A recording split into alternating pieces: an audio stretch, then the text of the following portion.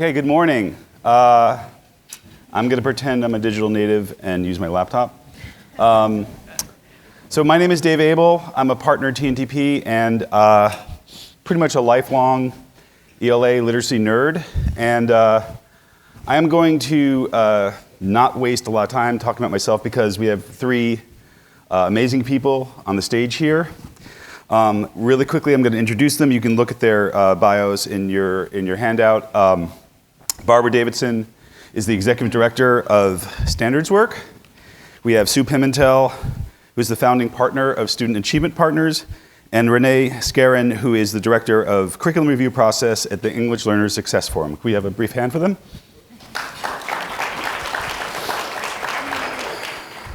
So to kick us off, one of the things I was joking about is that I actually think there's a bit of a plague of insomnia among those of us who do this work because there's a lot of things that trouble us and keep us up at night. So one of the things I wanted to kick it off is to ask our experts in the field, from your work in the field, what is one thing that is giving you hope for literacy instruction and one thing that is keeping you up at night? And let's kick it off with Sue. All right, so good morning. It's good to be here. I heard yesterday was terrific, and you all are a robust bunch, so we expect lots of good questions. So the thing that gives me hope, there are a lot of different things, but I think I'm going to focus on the fact that I think finally in literacy, there are a bevy of new curricula out there that really do what we need them to do for students. So just to kick it off, strong foundational skills instruction, close reading with complex texts, so by the time our students graduate, they can handle the texts in college, they can handle the texts on the career. This notion of anchoring it in knowledge, because we know the more knowledge students have, the better comprehenders they are. So evidence-based discussions and writing and research. So that I'm excited about. What keeps me up at night is something that has plagued our country for a really long time, and we aren't through it yet. And it is foundational skills instruction. We have way too many of our students who get to third grade and get through third grade who either can't read or can't read well. And it is catastrophic for them. Catastrophic when you look at the data, what happens to them in terms of dropping out of school, in terms of being able to make a living wage and other kinds of things. And you can imagine for students who don't read well by grade 3, it means they read less, it means they comprehend less, which means they learn less vocabulary and knowledge, and then it just spirals.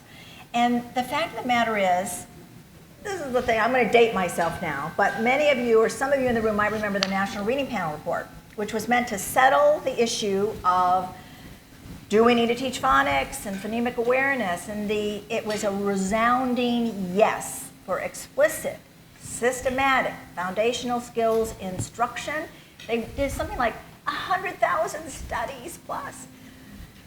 And it penetrated some, so the reading wars between whole language and phonics sort of subsided. But I got to tell you, when you look at the teaching prep, when you look at their syllabi and the like, a lot of teachers graduate without really understanding the science of reading. So we leave teachers, especially, kindergarten, first, second, third grade teachers, unprepared and struggling.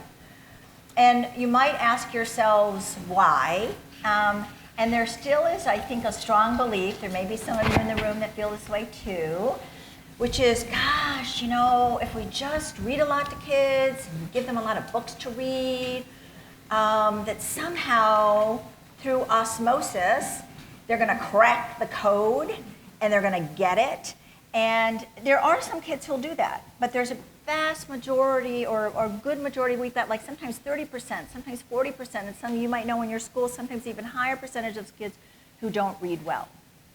So, there are still, you'll see in most curriculum, they'll sort of sprinkle a little bit of phonics and phonemic awareness around, but it's not enough. And so if I could leave you with one message, it is, let's listen to the National Reading Panel Report. It's explicit, daily, systematic foundational skills. And at Student Achievement Partners, we believe that's 45 minutes to an hour a day Now, when you hear that, some of you might going, ooh, it's drill and kill. Oh no. So I want to just be really clear what I mean about the 45 minutes to an hour. It can be some whole group work for 20 minutes, maybe 25 minutes, 30 minutes, and then there's lots of fun practice and activities that kids can do in terms of including reading decodables, et cetera. And the last thing I want to just leave you with is that sometimes we think it's drill and kill, but how many of you have watched a young child finally crack the code? I just recently watched my grandson, who is 6 years old, crack the code. It's like he's been watching his sister, right? But it's like magic now. Like he can read a sentence now. So sometimes what we think as adults is, ooh, we don't really want. And I want to just put up a slide. I want to just show you why daily, explicit, systematic instruction is so important. So could you just put up a slide? Not that. Yeah, okay, so hold it. Okay. So what I want you to do is just take about half a minute. You can work at your tables. You can do it by yourself. So I want you to think about all the graphemes that are associated with the long E sound. And graphemes are letter sounds and that are regularly associated with the E sound in English. So take about 30 seconds and see if you can come up with 8 of them. It's okay if you don't, but just see.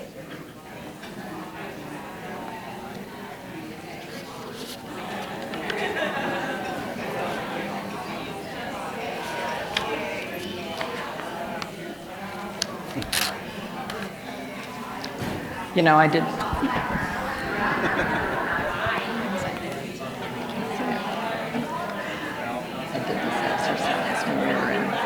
Phoenix. She did this exercise in Phoenix, but I still couldn't do it.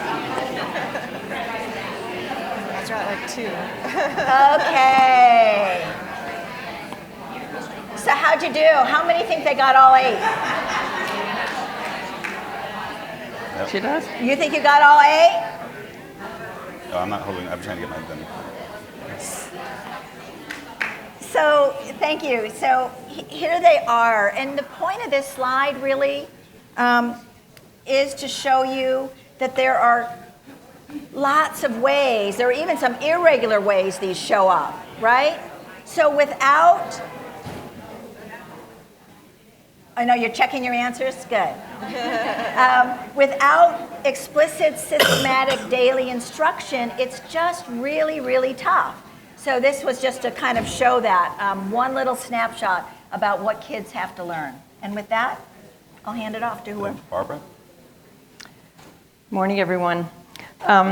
It's funny, Sue and I have the same answer to the question about what we're most hopeful about. And mine certainly is the increasing toehold that content-rich ELA curriculum is getting. I'm maybe inspired by Marie Kondo, and also the fact that we're putting our house on the market in about a month's time. I've been doing massive clutter clearing on the home front and have gone through some old Standards Works files. Sue is a co-founder also of Standards Work, and she'll remember the story of trying desperately to find some funding for an idea that we had that we could integrate history and science topics into ELA instruction.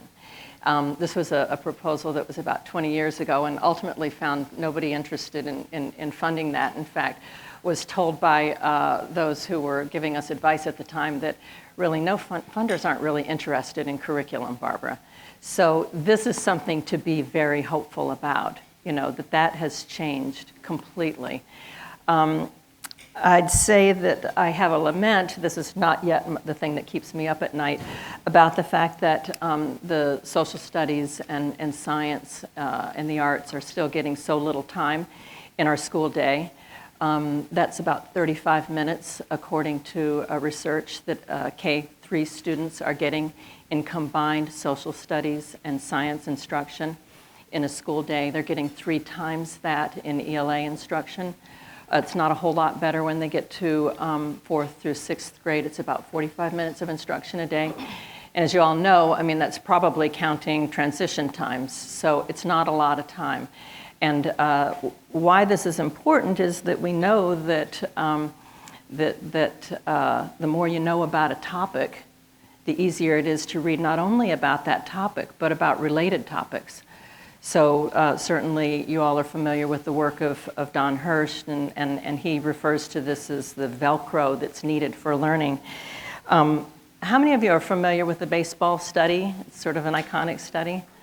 Well, enough of you aren't that I think I'm going to take a moment to talk about it. This was a probably most cited study in terms of building the case for the importance of background knowledge.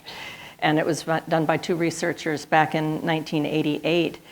And basically taking a group of students that they were able to divide into sort of four categories. There were half of the kids knew quite a lot about baseball.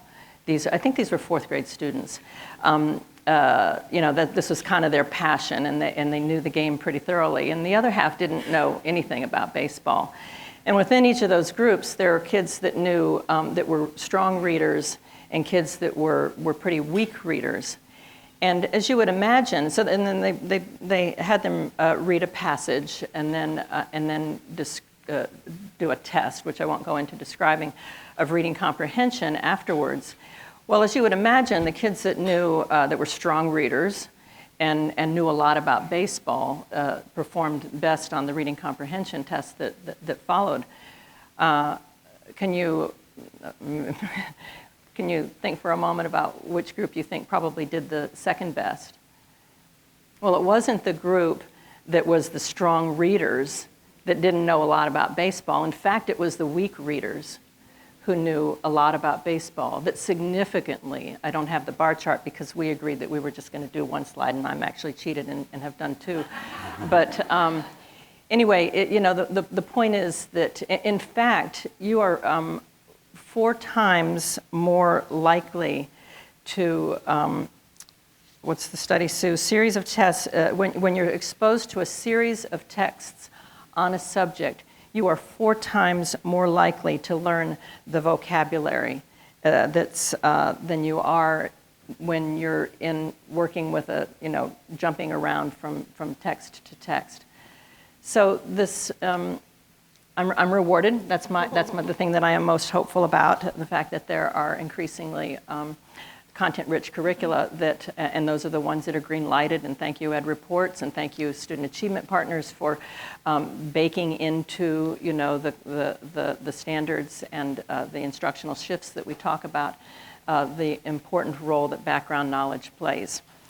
Alternatively, that which keeps me up at night, and it really, really does, this is not just a gimmick that we're playing here, because the pervasiveness, the perniciousness of reading comprehension strategies and the lack of recognition that knowledge building is the most compelling and most effective reading comprehension strategy out there. There just simply is not, now the National Reading Panel that Sue spoke about certainly talked about the importance. It's one of the 5, reading comprehension strategies is one of the 5, strategies with strong evidence. But the point was not to make them, as you said, the tail wagging the dog, the purpose of the enterprise. The fact that these strategies and many more that you're seeing on the screen have become what I'm thinking students are kind of feeling is the purpose of reading, and not reading to gain knowledge or for joy and many other things, but because this is what we've asked them to do. I'm going to read to you a passage. No, I'll do this first. Natalie Wexler is somebody who writes a lot about this, and you may have heard her, seen her in the Twitterverse. She's actually writing a book that's coming out this summer called The Knowledge Gap. And this is a vignette from the book. Natalie embedded herself in 2 schools in Washington, D.C. One that was sort of focusing on using their ELA time to focus largely on the reading strategies, and another one that was really focusing on building background knowledge. It happens that they were doing that with the core knowledge curriculum. But this is a little vignette from her upcoming book. Ms. Arrendando's in Ms. Arrendando's first grade class, the focus of the lesson is the skill of identifying captions after a recent test showed that most students couldn't distinguish them from subtitles. Miss Arredondo is trying to get the kids to understand the concept of a caption, which she has explained to them before. It's a label that tells us about a picture. When it's clear the kids don't remember the definition, she tells them again, but the kids are having trouble grasping the idea. Words? One student ventures when asked to repeat the definition. What the students are interested in is what's going on in the pictures. When Miss Arredondo shows the children a book with a picture of a shark, they're eager to know what the shark is eating.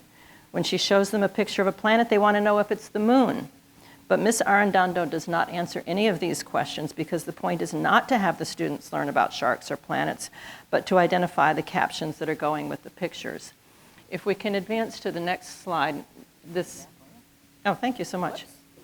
What did I do? That's good. That's where I want you to be. This is one of my very favorite images. It's a photograph taken by a well-known photographer in the Depression era, Dorothea Lange. And I was so delighted when I went into a classroom last fall as part of a series of observations for it's actually the school district that David Steiner talked about yesterday. We were subcontractors to them. So I walk into this fourth grade class, and recessed behind, sort of blurred out a little bit on the smart board is this image of this photograph that happens to be one of my favorite. And the kids are sitting on a carpet getting ready to, or reading a passage. I think it was a Newsella passage about Dorothea Lange. And I was a little bit distressed to hear the teacher say that we have been learning about main idea. And we're off main idea now. We're going to learn about summarizing, which I'm not really sure. Still, I understand the big difference between them, but that's sort of so they sit on the carpet, and she reads to them. Unfortunately, it doesn't ask them to read, but that's sort of okay. Doesn't sort of hover over any of the very rich, some of the rich words in this passage, and then sends them off. And it's about Dorothea Lange, the photographer, and doesn't really talk about this image at all, so there wasn't really that connection made. But then what happens is that the kids are given their assignment and sent back to their desk to work on cutting out some statements, some phrases that had come from the article, and they need to determine which ones are part of, important to summarizing the piece. Well, the kids were sort of struggling a little bit. I'm wandering from table to table. And I happened to realize that I'm not sure they really know what that word is. Now, the name of this photograph is called Migrant Mother. And the word migrant had been used a few times because that's sort of what Dorothea Lange, did. She took a lot of pictures of, out in the Dust Bowl, and actually her efforts resulted in some, significant relief to migrant workers, and it really caused quite a lot of concern in our country about what was going on. This happens to be in California. Well, the kids didn't know what migrant was. Nobody had stopped to talk to them about what migrant was. They missed the whole point because they weren't, they weren't introduced to that word. So that kind of thing keeps me up a lot at night. I think the perniciousness of reading comprehension strategies, the degree to which they have wormed their way into our curricula, and even as Dr. Santelises was saying yesterday, even great curriculum, if you kind of go off, I don't want to say off script because I don't want to suggest that they're scripted curricula, but there's a lot of reinforcement that needs to happen so that we aren't falling back on some of our past ways. Thank you. Hi, my name is Renee Scarin. Yesterday I was sitting at a table with some folks, and this woman said to me, "Oh, what's your name?" And I told her my name, and she said, "Oh, you're speaking with Barbara and Sue. You must be a rock star." That you are a rock star, isn't it? And I was like, I couldn't disabuse her of the notion, but I'm very happy to be sitting up here with these two great women that have done a lot of work for kids in our country, and I appreciate the opportunity. So I'm going to maybe start a little bit with what keeps me up at night. and what I've seen happen in classrooms, in schools and districts, is that I haven't seen a lot of evidence of folks getting together and talking about their literacy or language development frameworks. We don't have a cohesiveness, I think, across the nation. We don't have a cohesiveness among among folks at the school level or at the district level about what we even mean by literacy development or language development. And teachers, as you know, I mean, we looked at the slides yesterday, David Steiner and other folks presented data about how kids are, teachers are accessing Pinterest and putting together their own materials and kind of going off on their own and doing their own thing. And I understand why. There's not a lot of great materials out there. I get asked all the time, which is the best curriculum? I heard that question actually a few times yesterday. We're starting, I'm really excited to see that some great stuff is coming out finally, right? But it's been a long time coming. And so it's understandable that teachers would be kind of, looking out there on the internets and elsewhere to put together their own materials and just kind of piece together a curriculum for their kids. And it makes a lot of sense. But unfortunately, it comes at a cost because a lot of times those piecemeal curricula aren't really attending, they're not cohesive. They're not attending to the literacy progression, the language progressions that kids need. They're not attending to a scaffolding that happens over time and gets removed over time, and kids develop, they apprentice to language and literacy over time. We're not seeing a lot of that.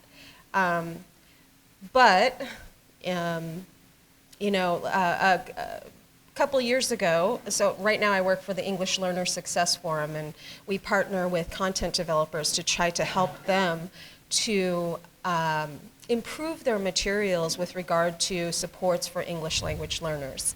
But prior to this position, I was working with Kenji Hakuta over at Understanding Language, and we did a classroom study, or a school-based study, 10 schools across the nation who were graduating English learners, 100% English learner schools.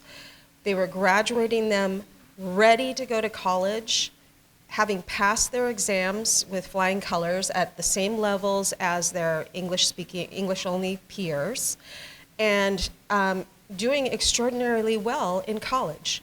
And we were wondering what they were doing, right? What are they doing we know about the equity gap. We know about the gaps in learning outcomes that are, persists across time, since we began measuring it, right? We can see it. It's huge.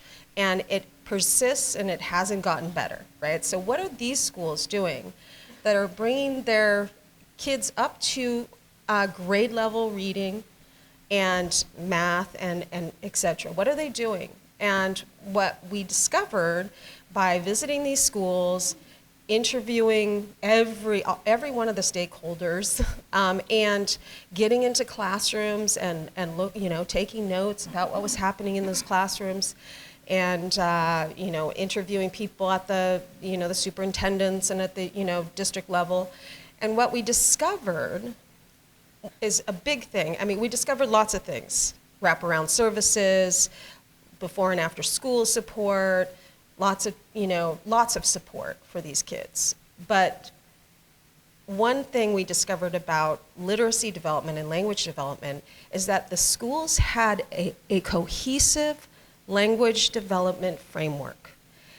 Those teachers at the site, they all knew, they all had shared beliefs about what these kids could do with reading, with literacy, with math, etc. And they had an approach to teaching them, right? And they all followed this approach, and they were cohesive. And they met together in grade level teams and across grade level teams, and they talked about, okay, what are you teaching? What's the content here?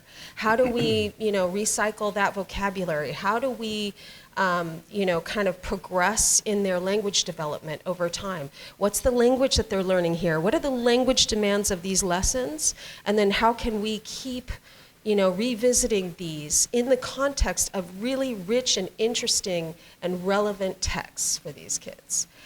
And that was what we discovered. It wasn't, there's no,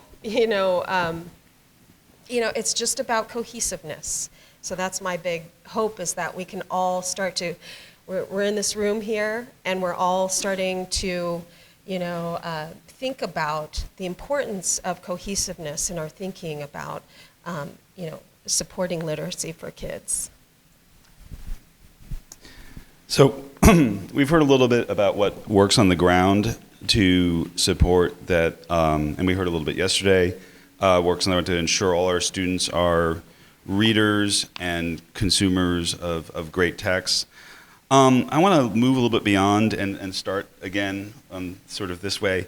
What are the implications of supporting teachers to improve literacy instruction, including what teachers have to let go, and how do you incentivize them to make the right changes?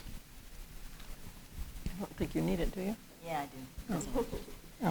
Oh. Well, let me start with this, because there are certain things that I'd want them, that we as teachers need to let go of. But I also just want to say, I want to start with the fact that teachers are professionals, and they need to know we feel that way about them.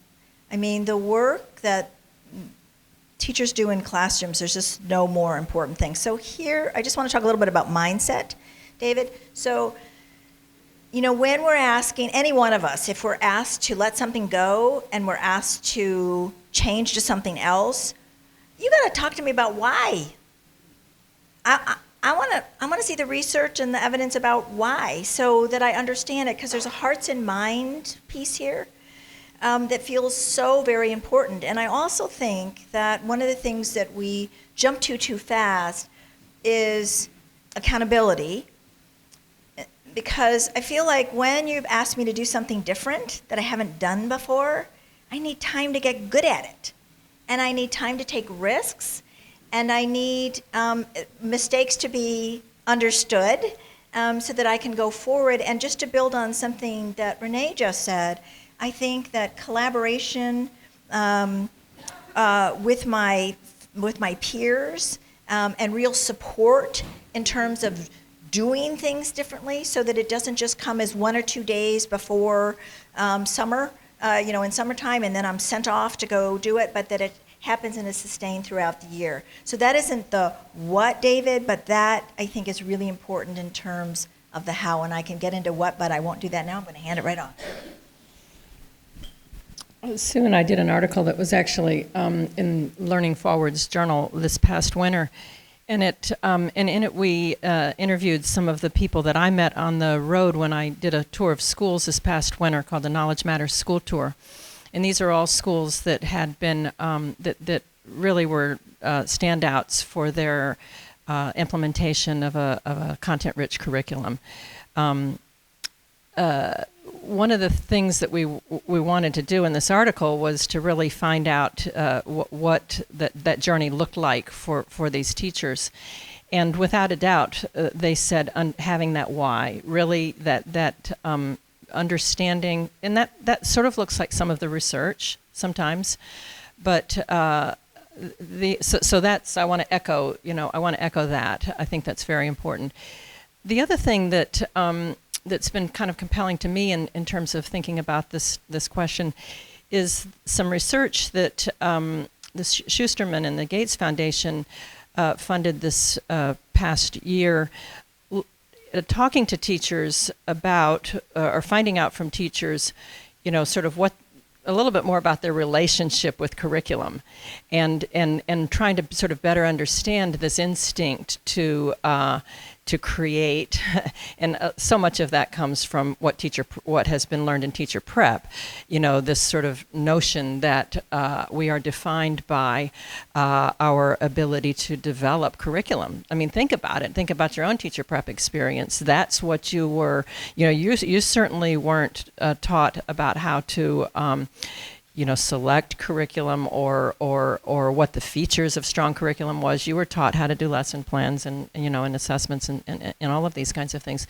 So what is what would resonate about curriculum to an audience that has been brought up thinking they have to be able to do it themselves, and maybe a little bit surprisingly, we would think, the thing that teachers are most motivated by is about curriculum. That if they could find out curriculum would do this, this would be the thing that would make me, embrace it. Is the notion that it's aligned to standards, or that it can help me reach, greater rigor. In fact, the most resonant thing was engagement. And this is what we want. This is why we are in the business. We really, I get goosebumps every time I think about it. Turning kids on to this photograph and the story of this woman suffering at a time that just was so formative in the history of this of this nation. So that's the kind of thing that we are in this enterprise for. And so I think that once we can begin to demonstrate to teachers that high quality curriculum can do this, I don't think we're going to have a lot of problem, helping them to shed the ways that teacher prep and our own PD over the years has encouraged them to be thinking about it.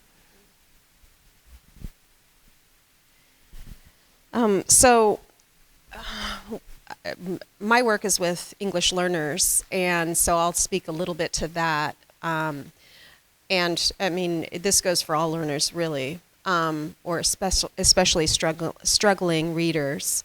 But there are a number of myths out there about literacy for English learners and for struggling readers. And one of those myths is that readers cannot grapple with complex texts, that we need to give them watered down, leveled readers so that they can access the language and the content.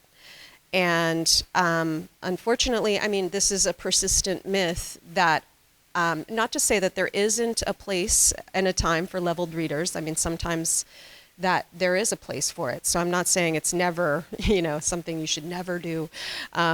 But that readers can't grapple with complex text is a myth, right?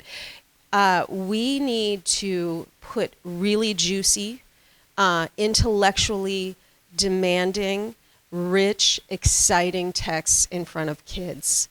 And we need to help them to grapple with those texts by appropriately scaffolding, amplifying the curricula, or amplifying the text, creating entries into those texts, getting kids talking about those texts, strategically grouping students so that they can talk with each other and providing supports for them to do that. One of the, we talk about, like a lot of people say, well, I put it in front of my kids and they just can't do it. But there are ways to make it happen, right? Chunking, texts, amplifying the language in the texts, reading with kids and talking about the text as you read them. So there's lots of different ways that we can do that. If we are constantly or consistently putting leveled readers in front of kids and telling them you can't do it, they won't, right? They're not going to do it because, we've set an expectation for them that they can't. But if we do put it in front of them and we say, I'm going to help you. We're going to do this together. We're going to collaborate with your partners, with your peers, and we're going to tackle this text and make it our own, right? And give them I don't know. I just think, just making it an exciting process for them too is a big thing. Renee, can I grab this thing? You've got my juices flowing now. So let me just say that if you've ever looked at the research behind level text, there isn't any. There is not any. So, and the point that Renee's making about complex text, there actually are studies that show when students are given complex, content-rich text and they're reading, as Barbara said, on a topic, they actually do better and learn more. So I just wanted to accentuate the point. Thank you, Renee. So in the spirit of productive struggle, I'm actually going to pose the next question to you all, which is, I want you to take about 3 minutes, 5 minutes, 4 minutes. Sold to the woman in the back. 4 minutes at your tables to think about, reflect on what you've heard, and really think about, you are system leaders. What do teachers need to give up? What needs to happen differently in order to make this happen? And then we'll ask some of you to share out. So 4 minutes. So one of the things that we were talking about at our table, something that keeps me up as well at night, is the idea of foundational skills in K-3. And when we think about ideas that we would like for teachers to let go of, is the idea that I know best for the students in my room around what that looks like to teaching students to read. What I would like to suggest to them is that we take a step back, because it's not just about what happens in my classroom in second or my classroom in kindergarten, but it is in fact a progression. And our first test to how well we are doing is the percent of students in third grade that can read proficiently and independently, and that we have done a good enough job. And in our district, that number continues to be not acceptable. And so I think it's important that we all take a step back and say, this isn't just about what it looks like in my classroom, but we have to let go and say, what does this really look like for our students in K-3, because they are depending on us. Mm-hmm.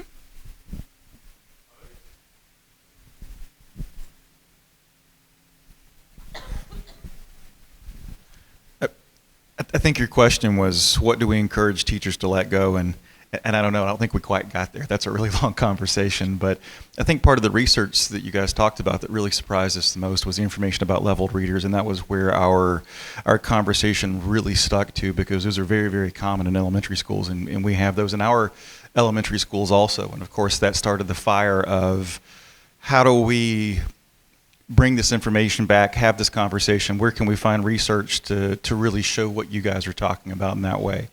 But it also made me wonder, and so can I also pose a question back at the same time? Please. Going outside of leveled readers in high school, because I work at a high school, we have a lot of programs in intensive reading classes that meet kids on their level, such as Achieve 3000, iReady. There are a lot of different pieces that probably a lot of districts in these rooms use that provide students with texts that are leveled to meet where their reading ability is, to provide them with growth. And I have consistently been concerned that that is keeping our children from learning how to engage in complex texts. And hearing you talk about that same dynamic with level readers, I'm curious what your take is on those types of programs and how it either helps or hinders the progress of those struggling readers in those intensive classrooms. What do you guys So you want to take that?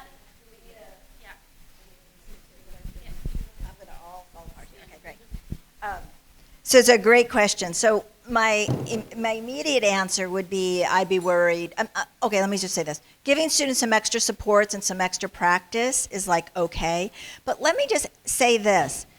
You know, how many of us have one reading level? Like, I don't know about you, but when I read about physics, it's really, I'm a good reader, but that is like tough for me. I read something in the New York Times about a new black hole, and it was supposed to mean all these things, and I couldn't understand. So I had to call up a physicist friend of mine and said, what is this? So the point is, when kids are interested in what they're reading, they're engaged in what they're reading, they know something about the topic of what they're reading, they're going to read more. And we also heard Renee talk about the fact that students need supports, but they can get through it with those supports. And this is the other thing. There is a social emotional aspect to this. Kids know when we think their brain isn't worth much, right? They know. And this is the other thing I want to say, is that, and I know I've had to watch myself through my education career, and that is that lots of times we think struggling readers means dumb. Like we just kind of do.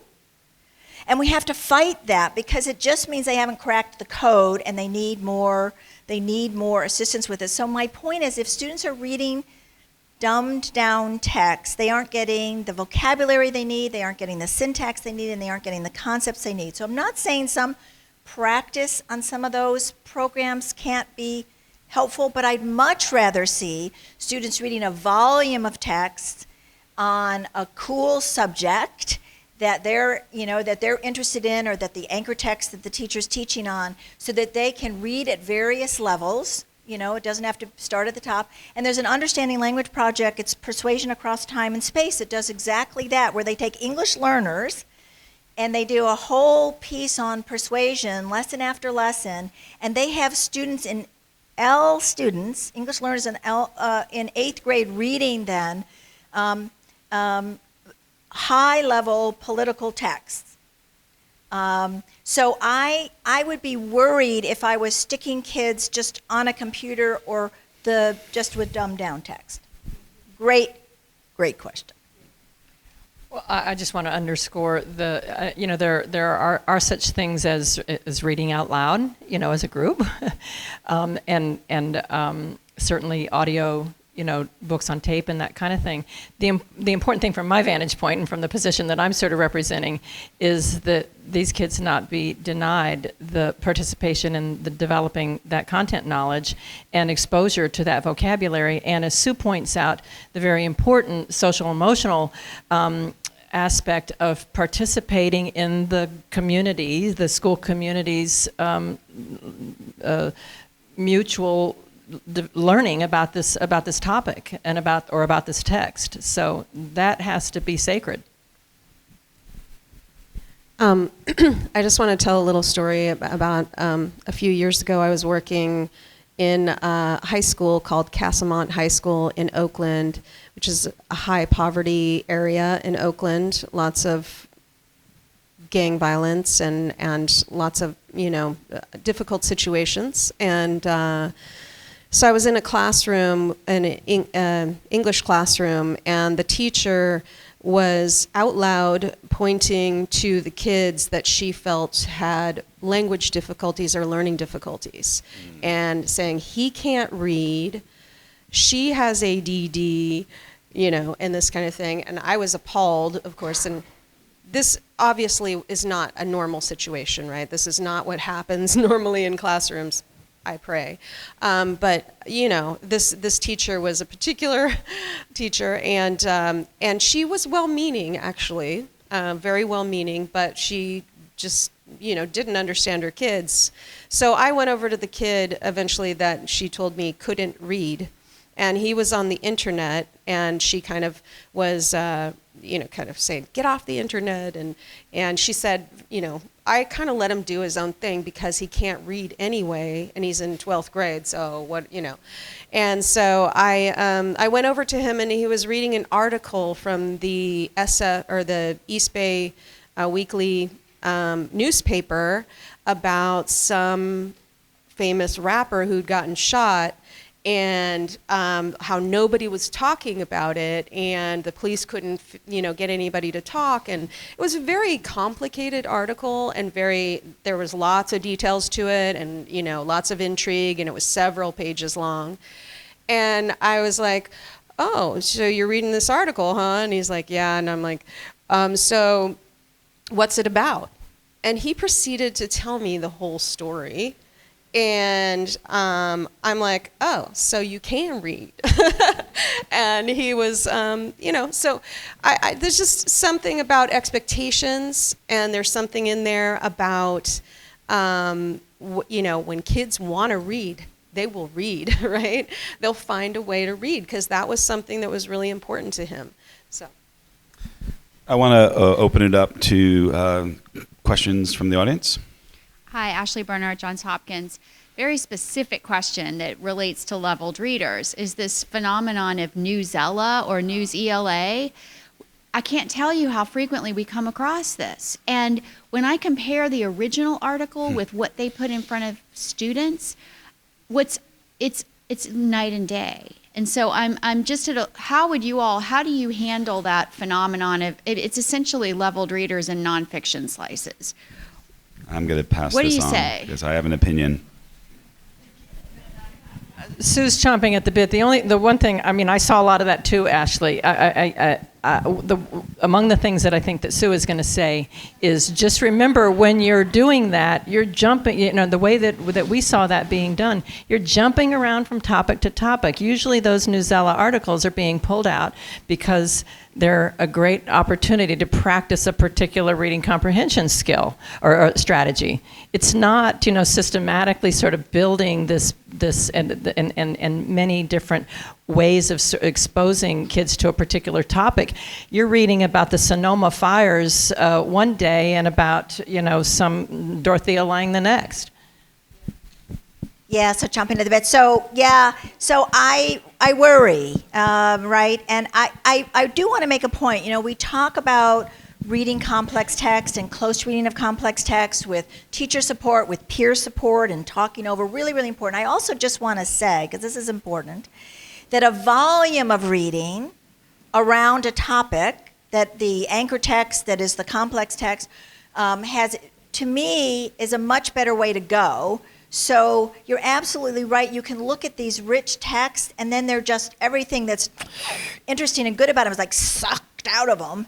And I'd much rather have students have a volume of reading at a variety of levels of complexity that they can right then read a lower level text, but it's just a lower level text on that topic, understand the context, begin to get the vocabulary, begin to get so then they're able to handle a higher level text. So I think you're right, this notion, and the fact of the matter is kids aren't fooled. They know, especially if it's a famous text, that they know they're getting the dumbed down version. So what's that doing for them? So yeah, be careful.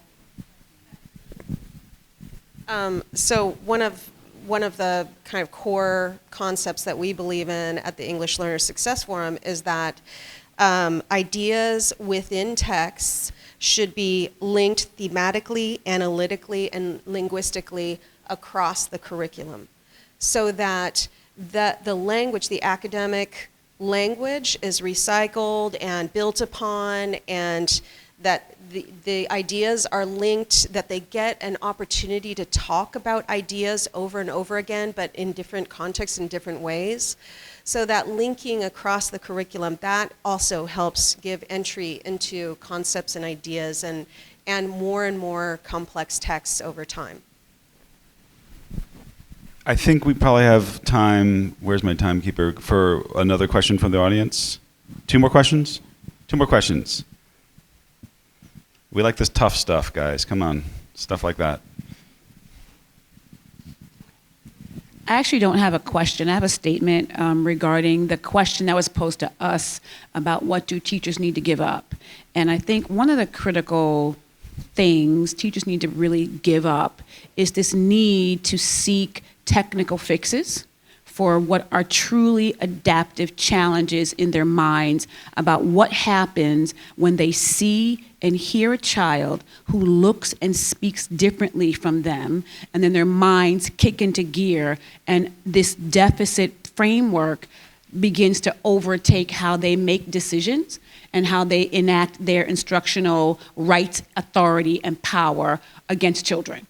And so it's really easy to talk about, kids don't know the code. Kids don't know because they haven't been taught the code. So it isn't that kids they don't know a code, they haven't been taught a code.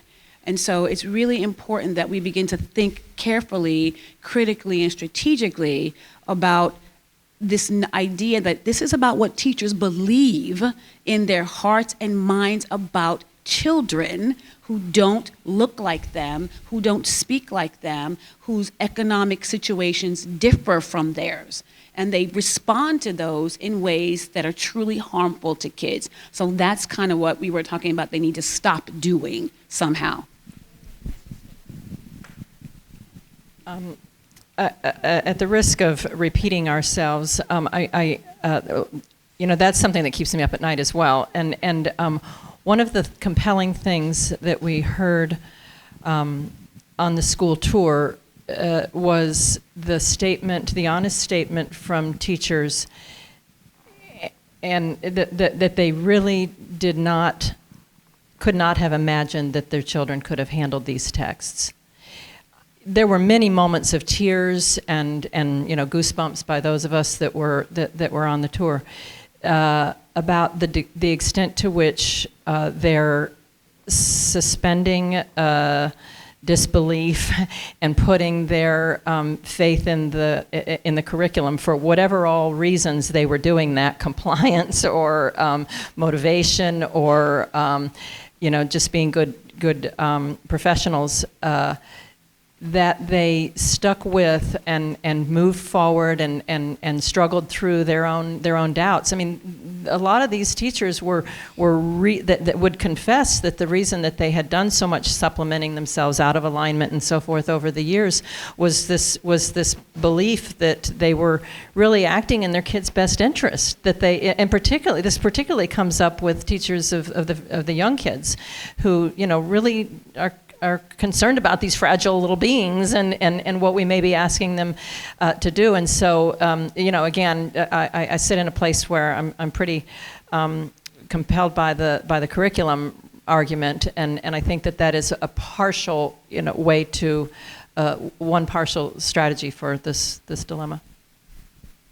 Mindset. So here's one of the things that just bugs me so much. When we talk about English language learners, it seems like we're always talking about them being a challenge. Like we're always talking about it as a deficit. We're always talking about it as, oh my goodness, what are we going to do with these poor kids? Listen, most of the world is bilingual and we are not. If I were bilingual, I would be smarter. If I was bilingual, I'd have more brain synapses in my, So there is this place where it is an asset. It needs to be respected. I am amazed when someone comes from another country and then within 6 months, within a year, they're like speaking it. Oh my gosh. I mean, it is amazing. So I think our language about how we speak about as we work to serve English language learners, that we have this enormous respect for their brains, for their resiliency, for this, and be careful how we talk about them in our work. I just wanted to add, we saw in the talk yesterday, Sonia's talk, she gave us some very clear examples of the ways that these kinds of expectations play out in these very micro ways, right? We think we're supporting students, we think that we're helping them, and we're actually disempowering them. And we actually are lowering our expectations for them. And when we hand them the curriculum and tell them they can't learn it, so I have to baby you and hold your hand the entire way, we're saying something to them about their capacity to learn. And so it happens in these very micro moments, right? We could almost call them microaggressions. And unfortunately, I don't want to put that on teachers because they are well-meaning, but we got to examine our practices. We have time for one more, I believe, and questions, statements, desire for further clarification. Yeah.